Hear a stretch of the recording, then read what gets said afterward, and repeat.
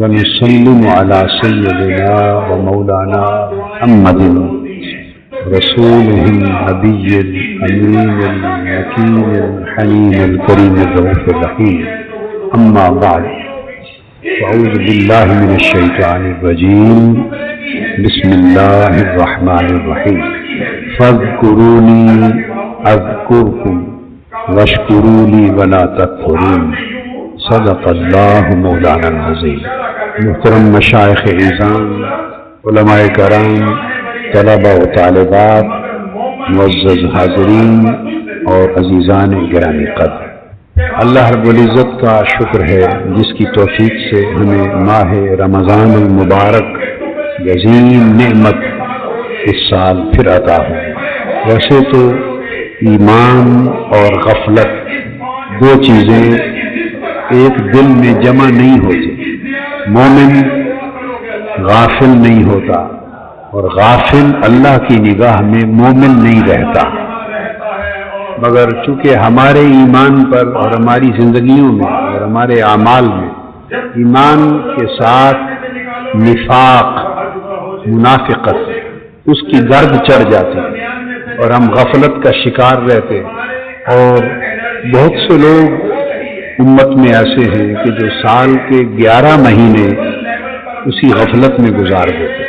ایسے لوگوں کے لیے بہت خوش نصیبی ہے کہ غفلت کو دور کرنے اور اپنے ایمان کو اجلا نکھرا ہوا کر لینے اور اللہ کی بندگی میں مستعد ہو جانے کا موقع اللہ پاک بار بار ماہ رمضان کی شکل میں عطا فرما دے. ماہ رمضان المبارک اللہ کے ذکر کا مہینہ ہے. کیا؟ اللہ کے ذکر کا مہینہ ہے. اور آج میرا جی چاہتا ہے کہ ذکر اور اس کی فضیلت پہ گفتگو کرے. تو اس کے لیے خطاب نہیں کروں گا، کچھ آیات قرآنی اور احادیث نبوی کا بیان کروں گا. حدیث کس کو کہتے ہیں؟ بات کرنا. بس اس کی آیتیں سناتا جاؤں گا، حضور علیہ السلام کی باتیں سناتا جاؤں گا. اس طرح ذکر کا مضمون مکمل کریں گے، کوئی خطاب نہیں ہوگا. اور چاہتا یہ ہوں کہ ایک ایک چیز سر تاپا ذکر بن کے ذکر کو سنے. سر تاپا ذکر بن کے ذکر کو سنے. اور اللہ پاک نے ایک جگہ ارشاد فرمایا وَاذْكُرْ رَبَّكَ اذا نسیت. وَاذْكُرْ رَبَّكَ اذا نسیت. اس کا ترجمہ علماء کرام نے، مترجمین نے، عام مفسرین نے جو عام طور پر کیا ہے وہ یہ ہے کہ اپنے رب کو یاد کر جب تو اسے بھول جائے. جب اسے بھول جائے تو اس کا ذکر کر. یہ عام طور پہ ترجمہ کیا گیا ہے. جب بھول جائے تو اس کو یاد کر. میرا ایک الگ ترجمہ ہے. میں اس ترجمے کا احترام کرتا ہوں، علماء نے، بزرگوں نے کیا ہے، مگر میرا جو اپنا ذوق قلبی اور ذوق روحانی ہے وہ اس ترجمے سے مطمئن نہیں ہوتا. اور سبب اس کا یہ ہے کہ اذا نسیت، جب وہ بھول گیا تو یاد کیسے کرے؟ اگر اللہ کو یاد کرتا تو بھولتا کیوں؟ اور بھول گیا ہے تو اب یاد کہاں سے کرے؟ بھولا ہوا ہے. اللہ کا ذکر کر، اللہ کو یاد کر. جب تو بھول جائے اس کو بھول جائے.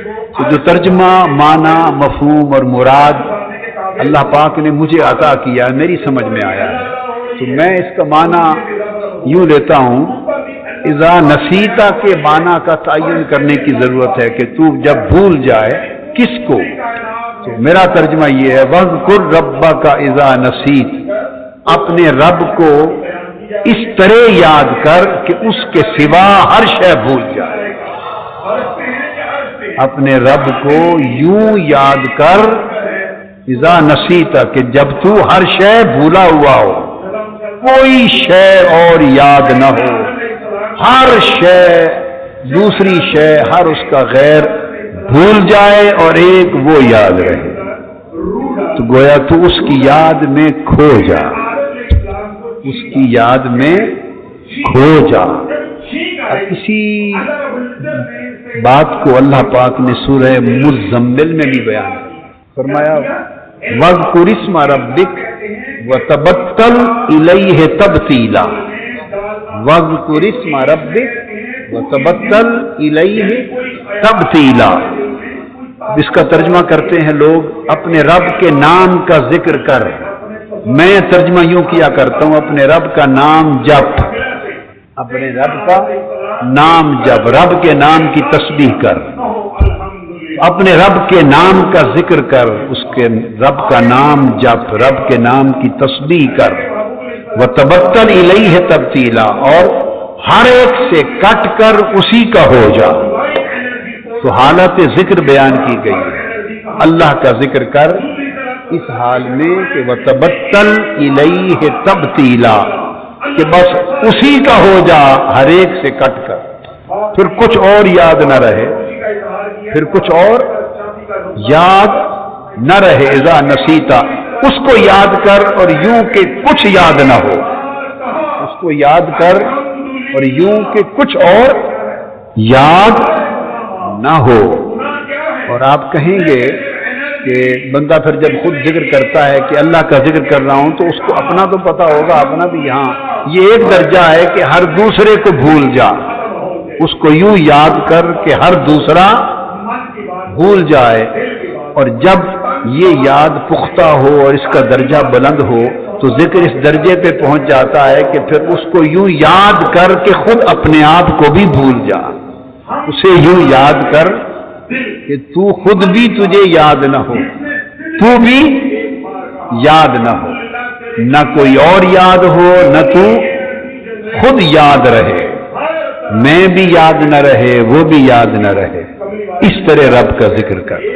جب سیدنا موسیٰ علیہ السلام نے اللہ کے حضور عرض کیا تھا رب ارنی، یہ تو مومن کے لیے، ذاکر کے لیے ذکر کا درجہ ہے، اور ہر ایک شخص کے درجے اس کے حال اور مرتبہ کے مطابق ہے۔ موسیٰ علیہ السلام نے عرض کیا تھا طور پر رب ارنی انظر الیک، اے میرے رب مجھے اپنا آپ دکھا، رب ارنی مجھے اپنا جلوہ کرا، انظر الیک تاکہ میں تجھے تک لوں، میں تجھے تک لوں۔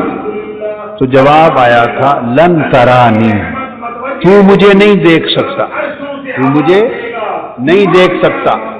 اب اس کی ایک عرفانی تفسیر کر رہا ہوں، قرآن مجید کے اس مقام کی ایک عرفانی تفسیر کر رہا ہوں جو عارفوں کی تفسیر ہے، عالموں کی نہیں۔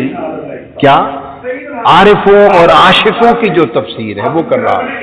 اللہ پاک نے یہ نہیں فرمایا کہ مجھے دیکھا نہیں جا سکتا، اگر اللہ کو دیکھا ہی نہ جا سکتا ہوتا تو اللہ کا پیغمبر سوال ہی نہ کرتا۔ اگر اللہ کو نہیں دیکھا جا سکتا تو اس کا علم پیغمبر سے زیادہ بھی کسی اور کو ہو سکتا ہے؟ سب سے پہلے تو یہ بات پیغمبر ہی کو معلوم ہونی چاہیے تھی کہ اللہ کو دیکھا ہی نہیں جا سکتا، تو جسے دیکھا ہی نہیں جا سکتا تو پیغمبر جانتے ہوئے اس سے کہے کہ مجھے اپنا آپ دکھا، یہ نہیں ہو سکتا۔ ان کا سوال خود اس بات کا جواب ہے کہ دیکھا تو جا سکتا ہے، اس لیے تو عرض کیا پیغمبر ہو کر مولا اپنا جلوہ کرا، انظر الیک تاکہ تجھے دیکھ سکوں، تجھے تک لوں۔ تو دیکھا تو جا سکتا تھا، اور اللہ پاک نے جواب میں بھی یہ نہیں فرمایا کہ کیسے بات کرتے ہو موسیٰ، مجھے کون دیکھ سکتا ہے، مجھے تو دیکھا ہی نہیں جا سکتا، کیسی بات کر دی ہے۔ اللہ پاک نے یہ بھی نہیں فرمایا، بلکہ کیا فرمایا لن ترانی، اے موسیٰ تو مجھے نہیں دیکھ سکتا۔ جواب بتا رہا ہے کہ دیکھا تو جا سکتا ہے پر تو مجھے نہیں دیکھ سکتا۔ اب تو مجھے نہیں دیکھ سکتا، یہ جو نقطہ ہے اس پر عاشقوں اور عارفوں کی بات کرتا ہوں۔ تو نہیں دیکھ سکتا، اس پر عاشقوں اور عارفوں کی بات کرتا ہوں۔ اور ہم بھی بھائی نہ عاشقوں میں سے، نہ عارفوں میں سے، اندھوں میں سے، نابینوں میں سے، دنیا کے کتوں میں سے، بس سن سنا کے پڑھ پڑھا کے ایسے بیان کرتے ہیں، اور سنا اس لیے دیتے ہیں کہ شاید سناتے سناتے کبھی ہمیں بھی سمجھ آ جائے، اپنا لالچ کرتے ہیں، اور ہمیں تو کچھ پتہ نہیں اس کے سوا۔ تو عاشقوں اور عارفوں کی بات بتاتا ہوں کہ اللہ پاک نے فرمایا موسیٰ تو مجھے ہرگز نہیں دیکھ سکتا. کیوں؟ اس لیے کہ مجھے دیکھنے کی شرط یہ ہے کہ اپنے ہونے کی خبر نہ رہے. مجھے دیکھنے کی اولی شرط یہ ہے کہ دیکھنے والے کو اپنے ہونے کی خبر نہ رہے، اسے ناظر کی خبر نہ رہے، منظور کی خبر ہو. اسے یہ خبر نہ ہو کہ میں دیکھنا چاہتا ہوں اور میں تجھے دیکھ لوں. جب تک میں برقرار ہے مجھے دیکھا نہیں جا سکتا. مجھے دیکھنے کے لیے میں کو مجھے میں گم کرنا ہوگا. میں کو مجھے میں گم کرنا ہوگا. اور یہ جو تیری اپنی شناخت ہے، تیری اپنی معرفت ہے، اسے میری معرفت میں گم کرنا ہوگا. یہ جو تیرا وجود ہے اسے میرے شعور میں گم کرنا ہوگا. یہ جو تجھے اپنے ہونے کا خیال ہے یہ میرے دھیان میں گم کرنا ہوگا. اور یہ جو تو کہتا ہے رب ارنی مولا مجھے اپنا آپ دکھا، اس مجھے کو مٹانا ہوگا. اور یہ جو تو کہتا ہے انظر الیک کہ میں تجھے دیکھ لوں، اس وقت دیکھے گا جب صرف تجھے ہی تجھے رہ جائے اور میں نہ رہے.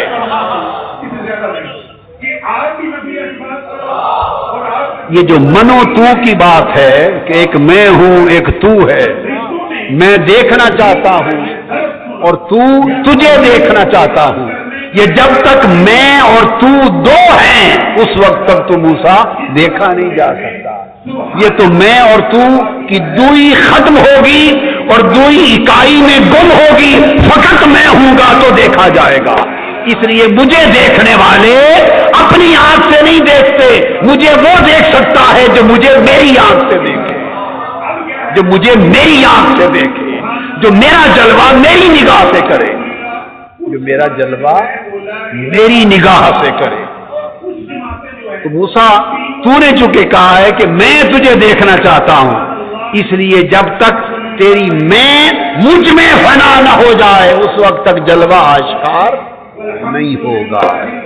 اور جب حضور علیہ السلام کے بارے میں اللہ نے فرمایا معراج کی شب کے ما زاغ البصر وما طغى ما کذب الفؤاد ما رأى، اور دل نے نہیں جھٹلایا جو کچھ آنکھوں نے دیکھا، اور دیکھا اس طرح کہ نہ آنکھ جھپکی نہ بھٹکی. تو یہ جو اللہ نے حضور کے دیکھنے کی تصدیق کی اس حکم کی روشنی میں پتہ چلتا ہے کہ معراج کی شب کعبہ قوسین او ادنا کے مقام پر جب مصطفیٰ خدا کو دیکھ رہے تھے تو مصطفیٰ کی نگاہ سے نہیں دیکھ رہے تھے، خدا کا جلوہ مصطفیٰ خدا کی آنکھ سے کر رہا تھا.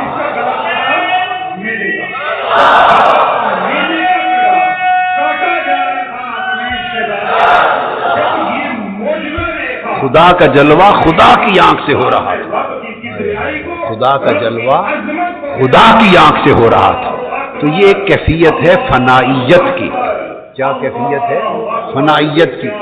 یہ ہے مشاہدہ میں فنائیت، یہ ہے مشاہدہ میں دیکھنے میں فنائیت.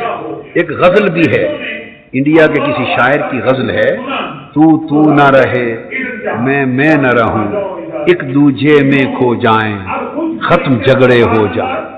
من تن شدم تو جاں شدی، تو من شدم من تو شدی، تاکس نہ گوید بعد ازی من دیگرم تو دیگری. تو یہ ہے مشاہدہ میں فنائیت. اور یہ تو ہے اونچے لوگوں کی بات. کیا؟ اونچے لوگوں کی بات. ہم جو زمین پہ پھرتے ہیں، زمین پہ رہتے ہیں، ہمارے سفر کی ابتدا تو ذکر سے ہوگی، یاد سے ہوگی.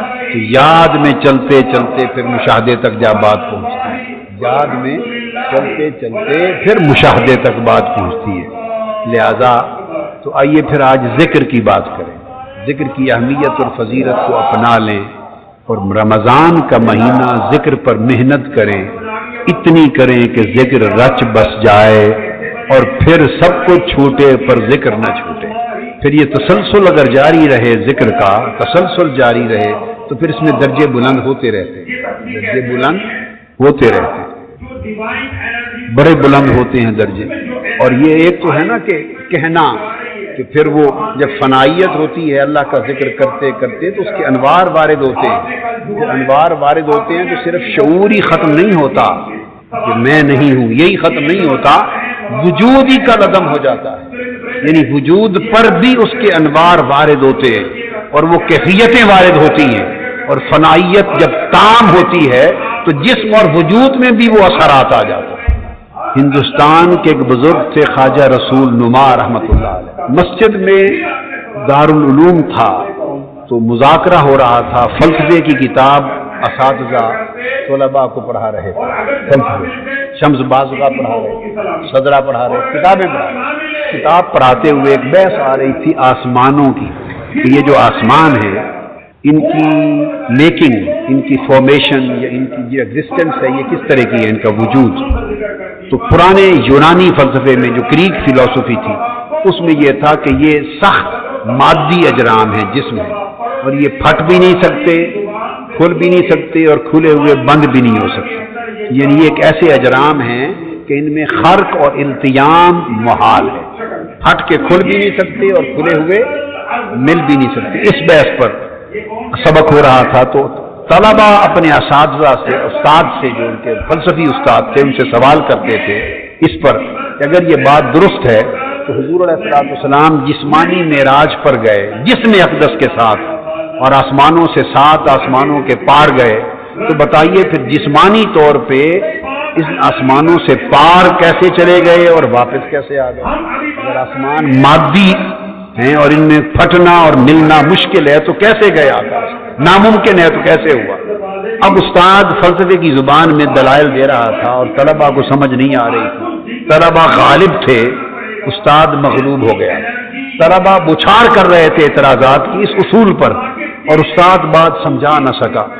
ساتھ ہی ایک فقیر، ایک ولی اللہ تھے حضرت خواجہ رسول نما رحمۃ اللہ علیہ، ان کا لقب تھا، ان کا لقب تھا رسول نما. اس لیے کہتے تھے کہ جب موج میں آ جاتے کسی پر تو اس کو پکڑ کے آقا کی کچہری دکھا دیتے تھے صلی اللہ علیہ وسلم، صلی اللہ دکھا دیتے تھے، کچہری دکھا دیتے تھے.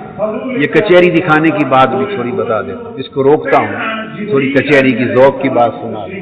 حاجی امداد اللہ مہاجر مکی رحمۃ اللہ علیہ کے زمانے میں ایک شخص تھا، بزرگ تھے، بزرگ، انہیں حضور علیہ السلام کی ہر رات زیارت ہوتی تھی، ہر رات آقا علیہ السلام کی زیارت ہوتی.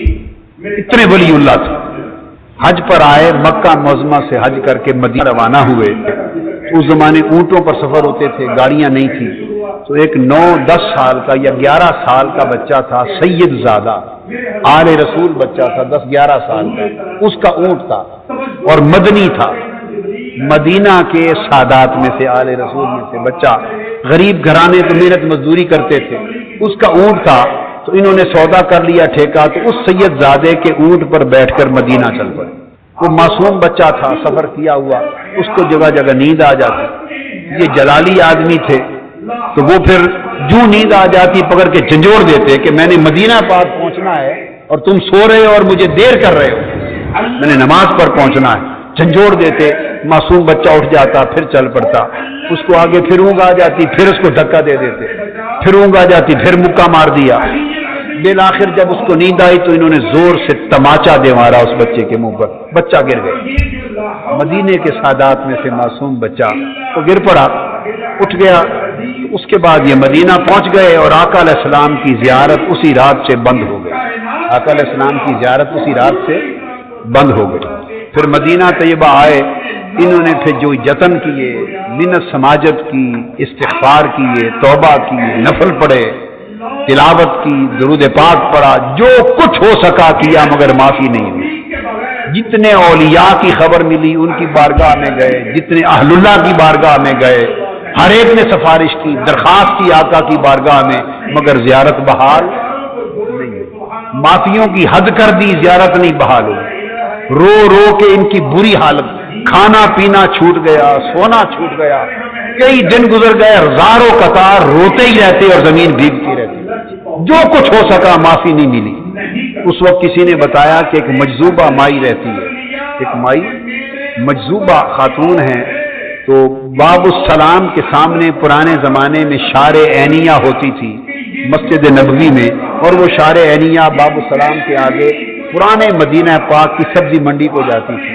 میں نے وہ سبزی منڈی، شارع عینیہ، وہ سب علاقے اس زمانے میں دیکھے ہوئے، اور میں وہاں گھومتا رہتا تھا 63 میں جب گیا تھا۔ تو وہ ایک خاتون آتی تھی وہاں سے، اور پچھلی رات وہ آقا کے گنبد کی زیارت کے لیے باب السلام تک آتی، پھر چلی جاتی۔ ساری رات وہ اس طرح الٹے پاؤں پھر کے حضور کے گنبد کے دیدار کا وظیفہ کرتی تھی۔ مجذوبہ کچہری کی حاضری والی بڑی کامل ولی اللہ تھی۔ کسی بزرگ کے پاس گئے، انہوں نے کہا کہ سب اہل مدینہ اولیاء ناکام ہو گئے، اب صرف مائی صاحبہ ہیں، ان کے پاس جاؤ۔ مائی صاحبہ کے قدموں میں جا کے گر پڑے، روتے رہے روتے رہے روتے رہے، بڑی دیر خیال نہیں کیا، پھر وہ عجیب کیفیت میں آ گئی اور اس سے پوچھا کیا وجہ ہے، کیوں روتا ہے؟ تو پھر عرض کیا کہ میری حاضری بند ہو گئی، حضور ناراض ہو گئے، یہ گستاخی ہو گئی۔ معافی مانگی انہوں نے، پھر ساری داستان سنائی۔ جب معافی کی صورت ہو گئی، اذن ہو گیا تھا، اس کے بازو پکڑا، اس فقیر کا بازو پکڑا، فرمایا شف ھذا رسول اللہ صلی اللہ علیہ وسلم، آنکھیں کھولو دیکھو یہ محمد رسول اللہ ہے، اور بیداری کے عالم میں حضور کی کچہری میں پہنچا دیا اور کہا اب یہاں حاضر ہو کے ہاتھ باندھ کے معافی مانگے۔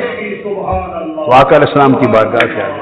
تو کچھ وہ ہوتے ہیں جو حضور کی کچہری میں پہنچا دیتے ہیں، پکڑ کے دکھا دیتے ہیں، کچھ وہ ہیں عمر پر ترستے رہتے ہیں، اور کچھ وہ ہیں جو سمجھتے ہی نہیں ہیں ان باتوں کو، اپنا اپنا نصیب ہے۔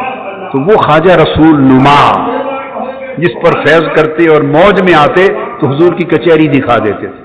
تو وہ اس مجلس میں بیٹھے تھے، اساتذہ اور طلباء کا اور استاد کا تکرار سن رہے تھے کہ وہ کہتے ہیں کہ جسمانی طور پر آقا آسمانوں سے پار کیسے چلے گئے اور واپس کیسے آئے، استاد صاحب کو جواب نہیں آ رہا۔ تو خواجہ رسول نما جلال میں آ گئے۔ کیا؟ میں نے کہا کہ ذکر ایک ایسی چیز ہے، ذاکر ہم ذکر و ذکر مذکور، اگر ذکر کرتے رہیں اور ذکر میں فنا ہوتے رہیں اور ذکر میں ہر غیر کو بھول جائیں، اور بھولتے بھولتے بھولتے ذکر میں محویت ہوتی ہے، محویت بڑھتے بڑھتے انہماک بنتا ہے، انہماک بڑھتے بڑھتے استغراق بنتا ہے، بندہ محو ہوتا ہے، پھر منہمک ہوتا ہے، انہماک سے بڑھ کے اس میں غرق ہوتا ہے، اور ذکر کے سمندر میں غوطہ زن ہوتا ہے، ذکر کی موجوں میں غرق ہوتا ہے، اس کے اوپر بھی ذکر کی موجیں ہوتی ہیں، نیچے بھی ذکر کا سمندر ہوتا ہے، دائیں بائیں ذکر کا پانی ہوتا ہے، اور مچھلیوں کی طرح ذکر خدا ذکر مصطفیٰ میں ذاکر تیرتا پھرتا ہے۔ جب مستغرق ہوتا ہے ذکر میں تو ذکر کی لہریں اپنی کیفیتیں اس کے جسم پر وارد کرتی ہیں، اور پھر بڑھتے بڑھتے استغراق سے آگے نوبت آتی ہے کہ استہلاک ہو جاتا ہے، وہ ہلاک ہو جاتا ہے، فنا ہو جاتا ہے ذکر میں۔ جب فنائیت شروع ہوتی ہے تو پھر غیر خدا ہر ایک کو بھول جاتا ہے، وہ رہتا ہے دنیا میں، اللہ کا ذکر یوں کرتا ہے کہ جس دنیا میں رہتا ہے گویا وہ دنیا نظر نہیں آتی، دنیا کا وجود، دنیا کا شعور، پہلے دنیا کی طلب، دنیا کا حرص، دنیا کا لالچ، دنیا کی تمنا، یہ اس کے دل سے محو ہوتی ہے، مٹا دیتا ہے، تمنا مٹاتا ہے، مٹاتے مٹاتے پھر وجود مٹا دیتا ہے، پھر وجود نظر نہیں آتا، سوائے اللہ کے ذکر کے دنیا کی کوئی شے نہیں دیکھتا۔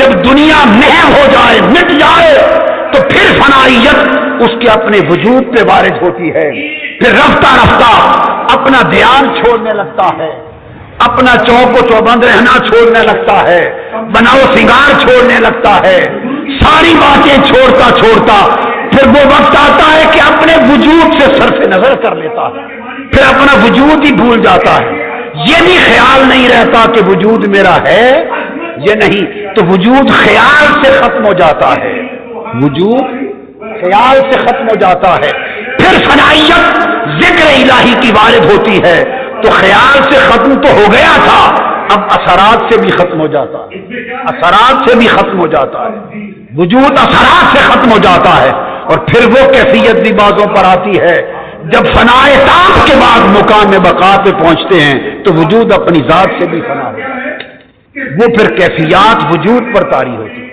تو خواجہ رسول نما رحمت اللہ علیہ کو جلال آ گیا، فرمایا استاد سے پوچھا بچے کیا کہتے ہیں؟ کہنے لگے حضرت یہ کہتے ہیں حضور جسمانی طور پر آسمانوں کے پار کیسے چلے گئے، वापस कैसे आ गए? तलबा को फरमाया मेरे साथ आओ। सब तलबा को उठा लिया, उठाकर शाही मस्जिद दिल्ली की थी, बहुत बड़ी पक्की दीवार थी, सामने पक्की दीवार में खड़ा कर दिया तलबा को। हाथ में छड़ी रखते थे, ऐसे घुमाते थे, घुमाते हुए मस्जिद, शाही मस्जिद की पक्की दीवार के पार भी चले गए, वापस भी चले गए। फरमाया ऐसे चले गए थे वैसे आ गए।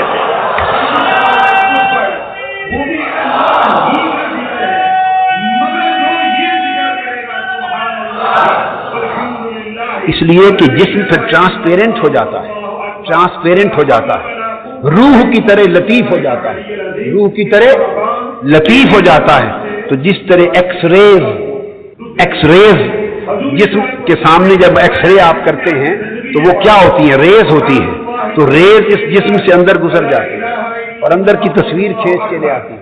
फिर जब एक्सरेज जहां काम न करें तो उसके बाद फिर आगे MRI होता है, मैग्नेटिक रेजोनेंस होती है मैग्नेट की, जहां इलेक्ट्रिक रेज काम न करें फिर मैग्नेट काम करता है और वो बारीक बारीक नसों और खून की शरियानों और दिमाग और जिस्म के बारीक बारीक खुलियों तक की तस्वीर खींच के ले आता है, मादी जिस्म के पार चली जाती है।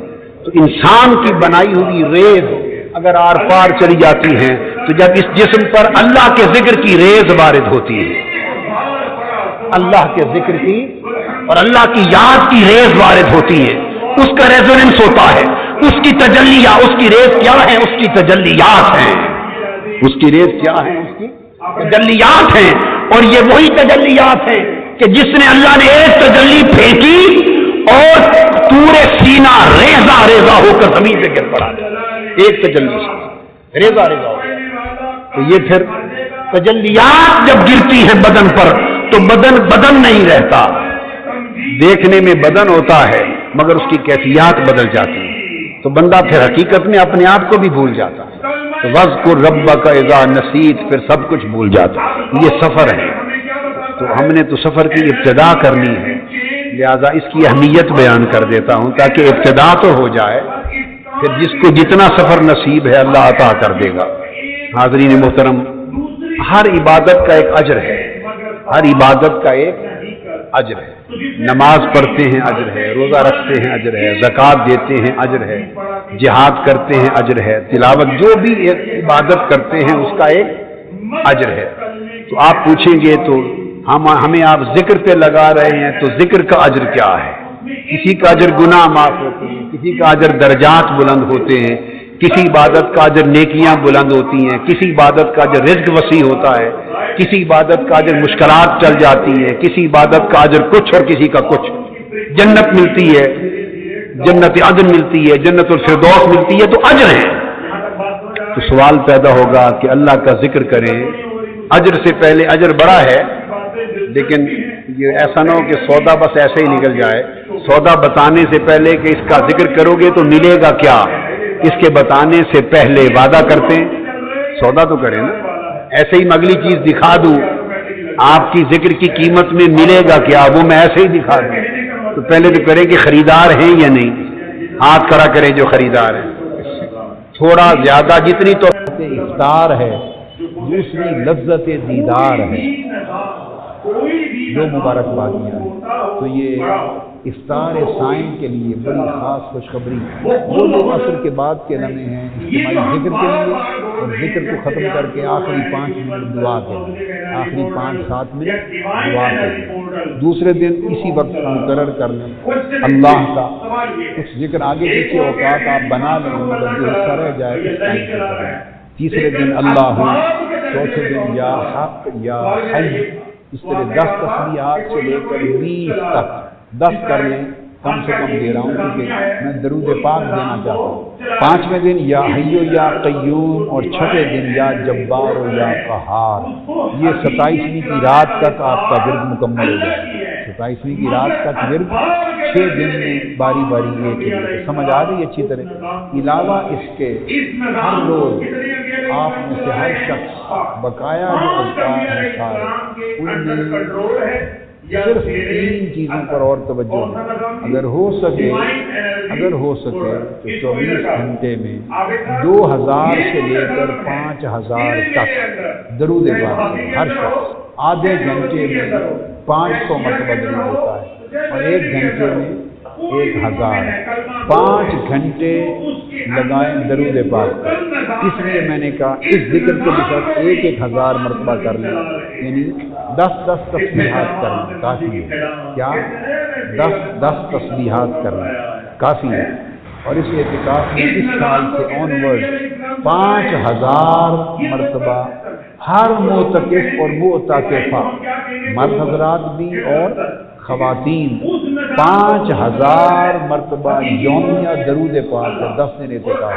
گویا 10 دن میں وہ 50000 درود پاک ختم کر کے، تو 2 افراد کا 10 دن میں 1,00,000 ہو گیا۔ 2 افراد کا مل کر 10 دن میں 1,00,000 ہو گیا۔ اس کے اوقات آپ پر چھوڑے، آہستہ آواز سے کرنا ہے۔ 24 گھنٹے میں سونے کے اوقات اور نمازوں کے اوقات، اجتماعی حلقہ جات تربیت کے اوقات نکال کر باقی اوقات میں تقسیم کریں۔ پڑھنے کے لیے یہ 2 وظیفے، 5000 بار درود شریف اور 1000 مرتبہ یعنی 10 تسبیحاں 6 دنوں کے لیے ان کی۔ جب آخری 3 دن آ جائیں گے تو اس میں پھر سارا وقت درود شریف پہ لگوا دوں گا۔ اس کے علاوہ تلاوت قرآن مجید، وہ آپ اگر 1 پارہ پڑھ سکیں آدھے گھنٹے میں پڑھا جاتا ہے، کچھ لوگ 20 منٹ میں پڑھ لیتے ہیں۔ آدھا پارہ پڑھ سکیں، جو نہیں پڑھ سکتے تو وہ قاری صاحب کو نماز تراویح میں سن لیتے ہیں، تو ان کا سماع قرآن ان کا بھی ہو جاتا ہے۔ اور اگر جو کوئی اور کم رفتار سے پڑھنے والا ہے، بے شک 1 پاؤ پڑھ لے، کیا 15 منٹ لگ جائیں گے، زیادہ سے زیادہ آہستہ پڑھنے والے کے لیے 15 منٹ 1 پاؤ پڑھ لیں قرآن مجید کی تلاوت یومی، ٹھیک ہو گئی۔ اور 1 تسبیح استغفار، استغفر اللہ العظیم الذی لا الہ الا هو الحی القیوم واتوب۔ اور اگر اس کو کسی کو یہ نہیں آتا تو پھر عام لوگوں کو آتا ہے استغفر اللہ ربی من کل ذنب واتوب الیہ۔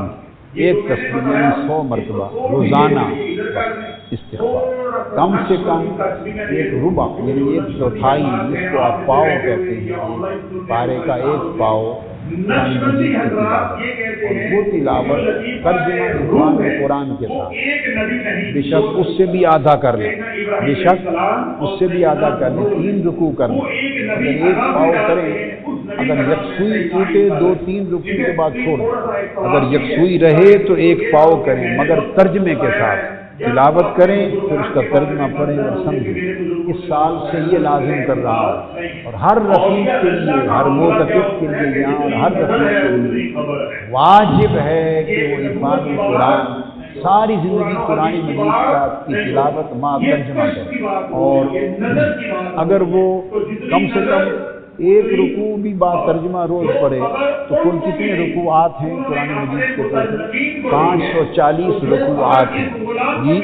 تو کبھی چھٹی کے دن 2 رکوع کر لیے، کبھی 3 کر لیے، تو باقی دنوں میں 1 چلا، تو سال میں 1 مرتبہ ترجمہ قرآن کے ساتھ قرآن مجید کو ختم۔ زیادہ بھاری کام تو نہیں دیا نا، زیادہ بھاری کام تو نہیں دیا۔ ہر سال 1 ختم یہاں آنے سے پہلے قرآن مجید کا مع ترجمہ عرفان القرآن کر کے آئیں، یہ آپ کے لیے لازمی قرار دے رہا ہوں۔ ہر سال جب یہاں آئیں،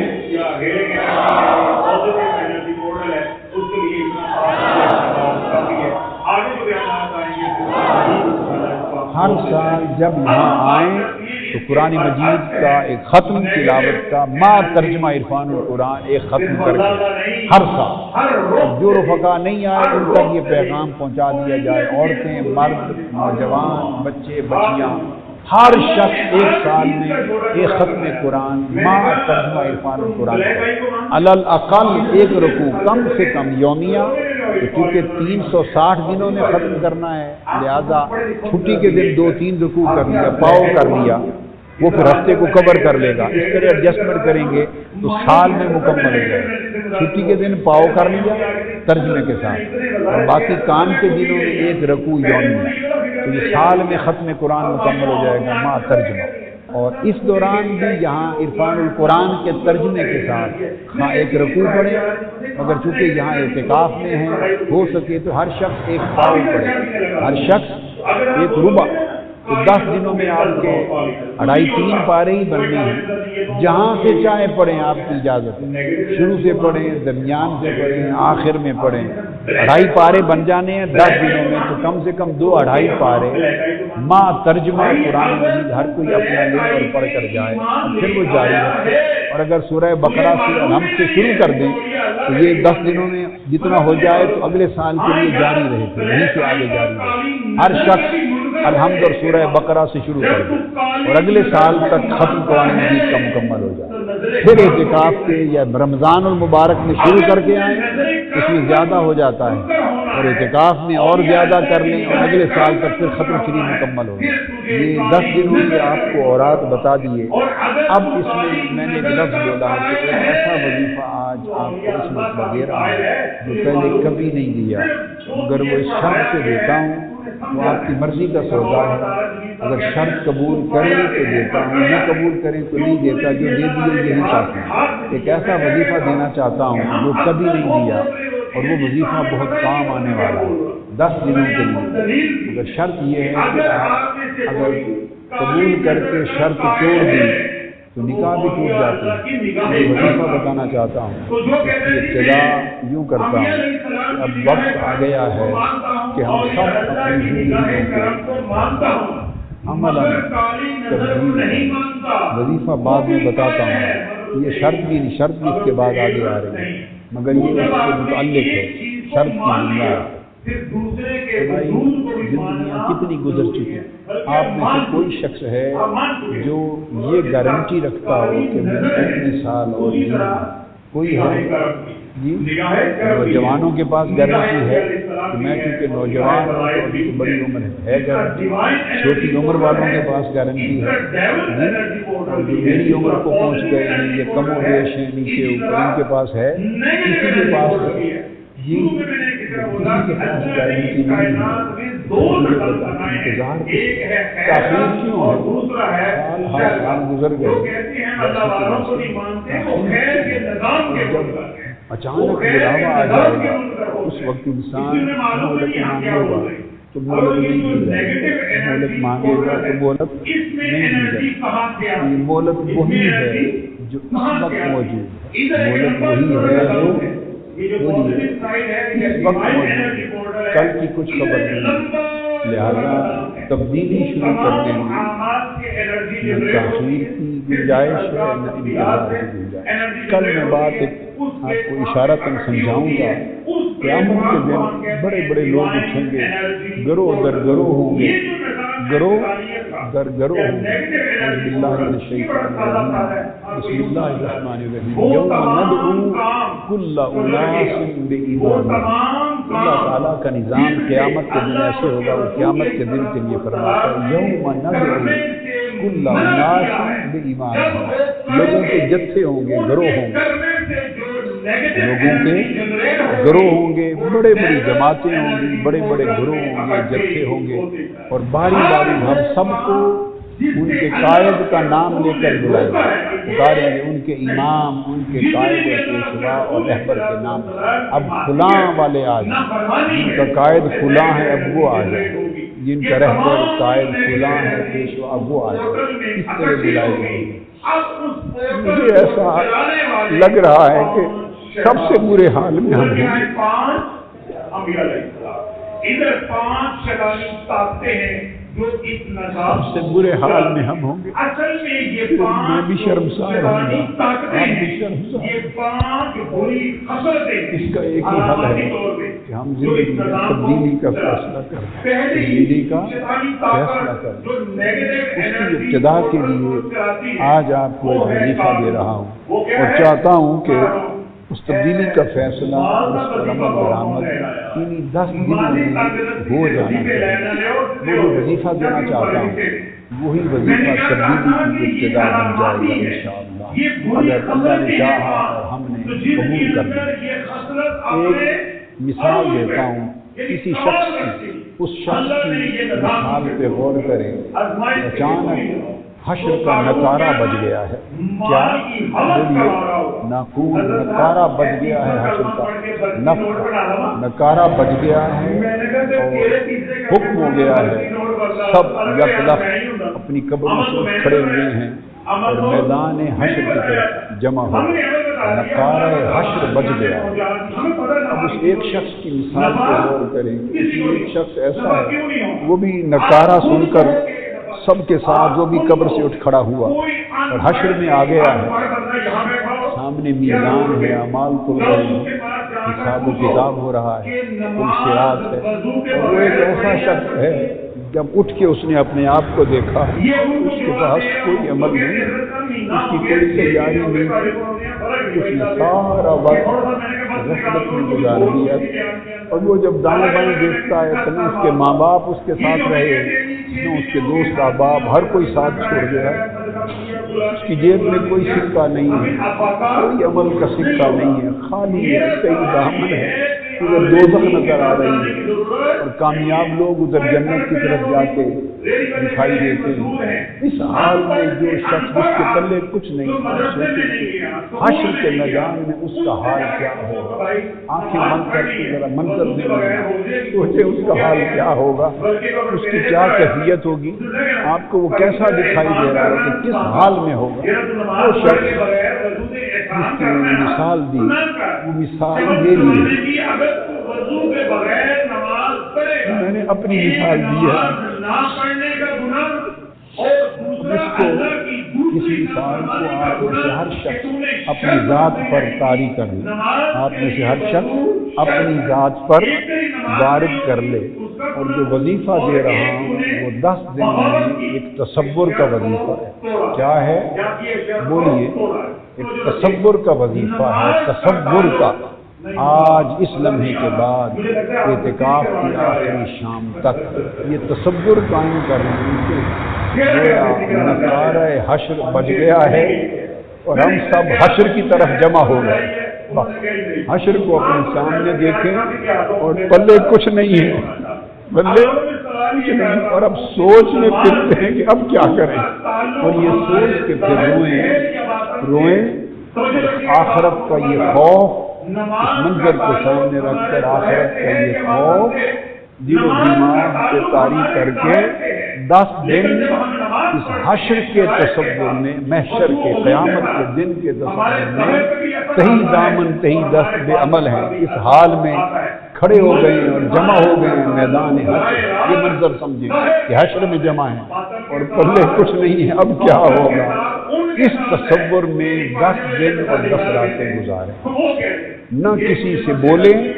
ایسا شخص اس کے پاس سکت ہوگی کہ وہ باتیں کرے لوگوں جی بولیے، حال احوال پوچھے، وہ گپ مارے، ہوگی سکت.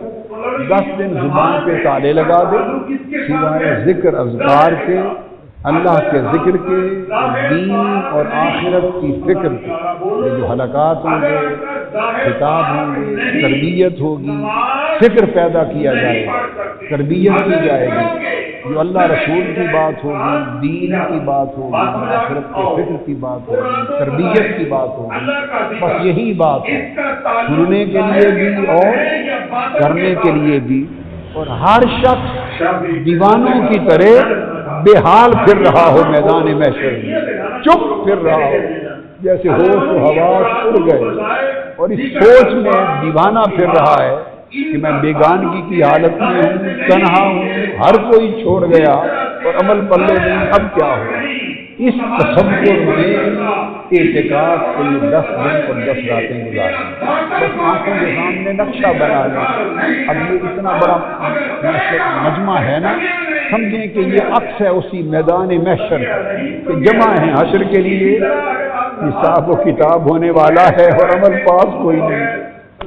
اب کیا بنے گا؟ یہ تصور نگاہوں کے سامنے رکھ کر اسی لمحے سے یہ کر لیں کہ جو کچھ ہو سکتا ہے اپنے آپ کو بدلنے اور نیک عمل کرنے میں یہ تیاری کریں. 10 دن میدان محشر میں اس تصور کے ساتھ گزاریں اور یہ 10 دن اس کی تیاری میں صرف کریں. ہلکے میں ہوں تب بھی کیفیت نہیں ہو، رنگ اڑے ہوئے ہوں، روتے نظر آئے. 10 دن اتنا روئیں ایک دوسرے کو دیکھیں تو رونے لگ جائیں. روئیں کیسے روئے کہ بھائی میرا کیا بنے گا؟ وہ کہے گا تیرا تو پتہ نہیں کچھ ہو جائے گا، میرا کیا بنے گا؟ بس اسی فکر میں رو 10 دن کا رونا دھونا دیکھ کر شاید مالک کو رحم آ جائے۔ یہ وظیفہ ہے، وہ وظیفے پڑھنے کے تھے، یہ وظیفہ کرنے کا ہے۔ وہ وظیفے پڑھنے کے تھے اور یہ وظیفہ کرنے کا ہے۔ اب سے ضروری حاجات کے تحت یہ دین، تعلیم، تربیت یا حاجات کی بات ہے، اس کے سوا بقایا دنیاوی بول چال 10 دن رات بند ہے۔ اور ناظرین اعلیٰ صاحب نے آپ کو بہت اچھا بتایا کہ 1 تاریخ سے لے کر پورے 20 دن رات دن لگے رہے، انتظامات کیے، شامیانے لگے، بجلیاں لگی، انتظامات ہوئے، کل رات کے طوفان سے سب کچھ اڑ گیا، اور آج جو کام 20 دن میں کیا تھا وہ آج صبح سے پھر کرنے لگے۔ یہ تو ہو جائے گا، آج رات کر لیں گے، کچھ کل کے دن تک ہو جائے گا، کل رات تک ہو جائے گا، شامیانے بھی لگ جائیں گے، ہلکے بھی بن جائیں گے، بجلیاں بھی لگ جائیں گی۔ پر میرے دوستو، حشر کے دن تو کوئی شامیانہ نہیں ہونا، میدان محشر میں وہاں شامیانہ کہاں سے لیں گے جب سورج سوا نیزے کے برابر ہوگا؟ بھول جائیں شامیانہ ہے یا نہیں ہے، آپ میدان حشر میں ہیں، اپنے تصور میں میدان حشر میں ہیں۔ شامیانے کو کیا کرنا ہے جب تک مالک سے معافی کا پروانہ نہ ملے؟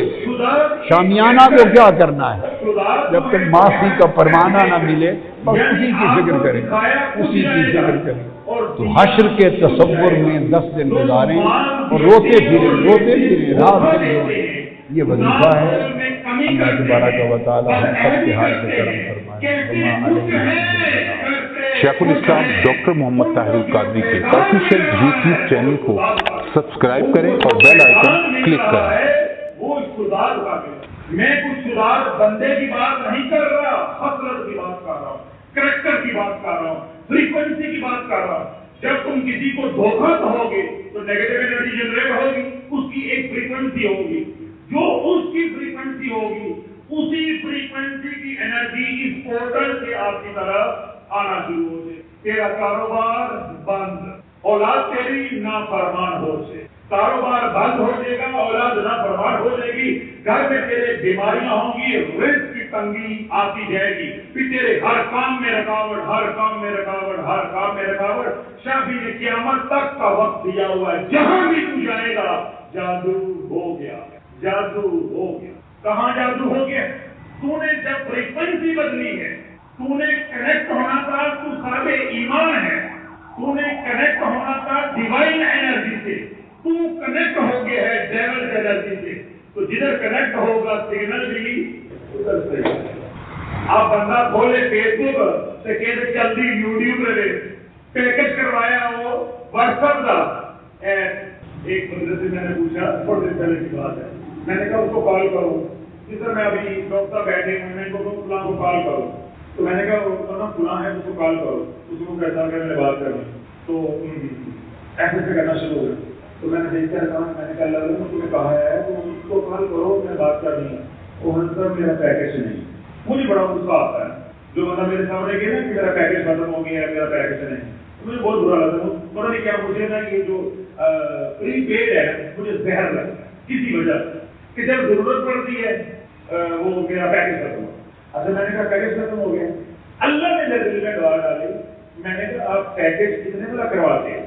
پیکج کتنے والا کرتے ہیں؟ کہتے 100 روپے والا، 100 روپے والا پیکج کرواتا۔ تو مجھے آئی بات، تو بھائی اگر آپ نے 100 روپے والا پیکج کروایا تو یوٹیوب چلنے والی نہیں ہے۔ اب آپ سرور غلط سے کنیکٹ ہو گئے ہیں، آپ نے کنیکٹ ہونا تھا ڈیوائن کے ساتھ، تو اللہ کی نافرمانی کی وجہ سے آپ کنیکٹ ہو گئے ہیں ڈیول کے ساتھ، نیگیٹو کے ساتھ، تو جس کے ساتھ کنیکٹ ہو گئے اسی کی انرجی آئے گی۔